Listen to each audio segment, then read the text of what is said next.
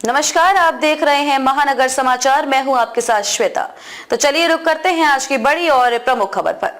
26 अप्रैल को क्या होगा? राहुल प्रियंका गांधी का इस तारीख से क्या है कनेक्शन? राहुल गांधी जब पहली बार अमेठी में चुनाव लड़ने आए थे तब प्रियंका गांधी आगे चल रही थी और राहुल पीछे। ये बात 2004 की है। फिर जब 2014 में जीतने के बाद राहुल अमेठी आए तो वो आगे चल रहे थे और प्रियंका पीछे।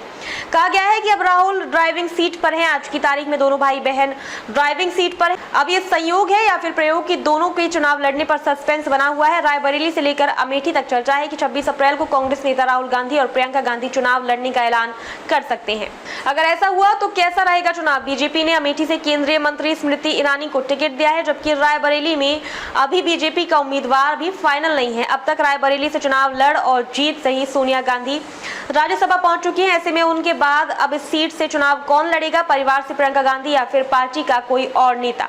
इसके जवाब में यूपी के कांग्रेस प्रभारी अविनाश पांडे ने हाल ही में कहा, राजनीति भी रणनीति है। तो क्या ये 26 अप्रैल वाली कहानी भी रणनीति का हिस्सा तो नहीं है? दरअसल रायबरेली दशकों तक ये कांग्रेस और गांधी नेहरू परिवार का गढ़ रहा है। अमेठी में कांग्रेस ऑफिस में सन्नाटा पसरा है। राहुल गांधी बिना सब सुना का बैनर बस लगा है। कांग्रेस ऑफिस देखकर लग ही नहीं रहा है कि महीने भर बाद यहाँ चुनाव है। दोनों भाई बहन ड्राइविंग सीट पर। बता दें कि जब पहली बार राहुल गांधी अमेठी में चुनाव लड़ने आए तब प्रियंका गांधी आगे चल रही थी और राहुल पीछे। ये बात 2004 की है। फिर जब 2014 में जीतने के बाद राहुल अमेठी आए तब राहुल आगे चल रहे थे और प्रियंका पीछे। कहा गया है कि अब राहुल ड्राइविंग सीट पर है। आज की तारीख में वैसे दोनों भाई बहन ड्राइविंग सीट पर है। अब ये संयोग या फिर प्रयोग कि दोनों के चुनाव लड़ने पर सस्पेंस बना हुआ है। चुनाव हारने के बाद राहुल ने छोड़ दिया अमेठी का मुंह। दरअसल 2 महीने पहले ही राहुल गांधी न्याय यात्रा लेकर अमेठी आए थे, पर माहौल कुछ खास नहीं बन पाया था। अमेठी के लोग इंतजार ही करते रहे कि राहुल उनके लिए दिल को छूने वाले 2 शब्द कहेंगे, जबकि वह यहां से 15 सालों तक सांसद रहे। दरअसल पिछला लोकसभा चुनाव हारने के बाद से ही राहुल गांधी ने अमेठी का मुंह छोड़ दिया। पिछले 5 सालों में वह सिर्फ 3 बार यहाँ आए। उन्होंने अमेठी को यहाँ के लोकल नेताओं के भरोसे छोड़ दिया है।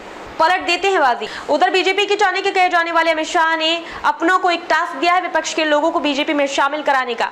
हर दिन अमेठी के कुछ कांग्रेस नेता बीजेपी में जा रहे हैं। सब ये मान के चल रहे हैं कि अमेठी में कांग्रेस की कहानी का दी एंड हो चुका है।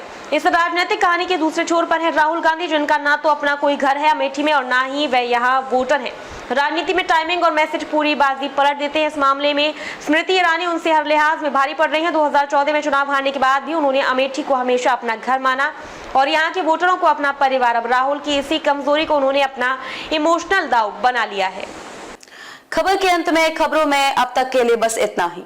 फिर होगी आपसे मुलाकात ऐसी ही बड़ी किसी खास खबर के साथ। तब तक के लिए नमस्कार और देखते रहिए महानगर समाचार।